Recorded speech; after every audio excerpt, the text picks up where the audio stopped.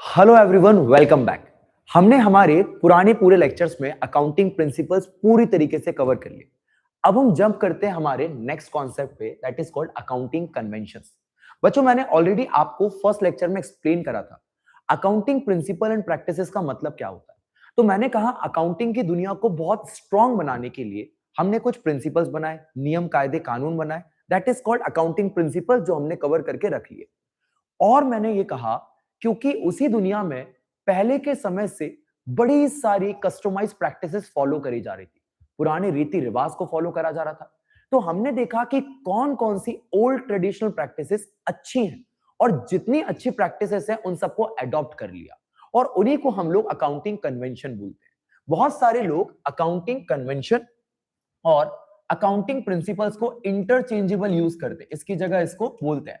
काफी हद तक ये सूटेबल भी होता है क्योंकि दोनों ही चीजें बिजनेस के लिए, अकाउंटिंग के लिए नियम कायदे कानून ही बताती है। चलिए आज हम बात करते हैं फर्स्ट अकाउंटिंग कन्वेंशन की, convention of disclosure. Convention of disclosure क्या समझाता है? कन्वेंशन ऑफ डिस्क्लोजर बड़ी सिंपल बात कहता है कि एक ऑर्गेनाइजेशन को, एक एंटरप्राइज को अपनी किताबें कुछ इस तरीके से बनानी चाहिए ताकि देखने वाले को सारी जानकारी मिल सके। ओहो, क्या कहने का मतलब? कहने का मतलब यह होता है कि जितने भी आपके बुक्स में मटेरियल इंफॉर्मेशन है, सिग्निफिकेंट फैक्ट्स हैं, उन सबको आपको डिस्क्लोज करना चाहिए। That is called convention of disclosure. देखना साहब, मैं एग्जांपल लेता हूं। इधर देखिए बच्चे, आपके जैसा एग्जांपल है आपके लेवल पे। बच्चों यहां आप देखिए, यहां पे आपको याद आ गया कुछ, ये पूरे सिगरेट्स है ना? ठीक है। अब ये सारी की सारी सिगरेट्स हैं। ये सिगरेट हम सबके लिए हानिकारक है, हम सब जानते हैं। इन्होंने क्या करके रखा है, सामने से है ना, ये तस्वीरें बना के रखी है। इन्होंने बता के रखा है कि अगर आप सिगरेट वगैरह यूज करोगे तो इनमें से कोई सी भी डिसीज हो सकती है। That is called disclosure.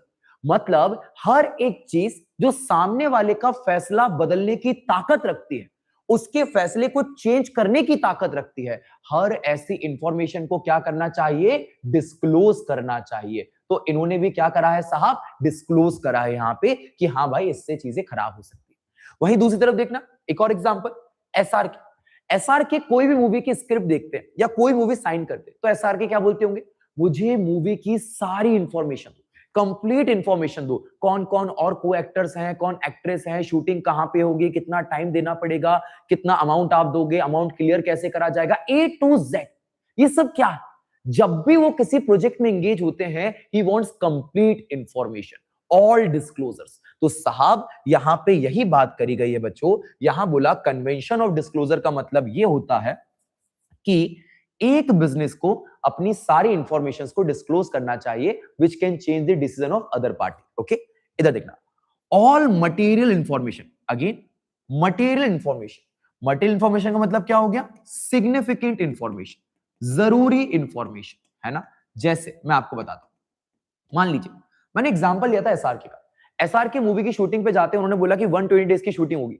वहां पे डे 120 डेज की जगह 121 दिन हो गए। एक दिन क्या बड़ा इंपॉर्टेंट है क्या? नहीं, एक आध दिन यहां वहां चल जाता है, बट 120 दिन की जगह शूटिंग 240 दिन चल गई, एकदम गड़बड़ बात है, आपने गलत जानकारी दी थी। तो बोला गया मटेरियल इंफॉर्मेशन का मतलब हर जरूरी जानकारी, ऐसी जानकारी जो किसी काम की नहीं है, जिससे कोई फर्क नहीं पड़ता, ऐसी इंफॉर्मेशन ना भी बताओ तो चल जाएगा, but all the material information, all the significant information, सारी खास बातें बतानी पड़ेगी।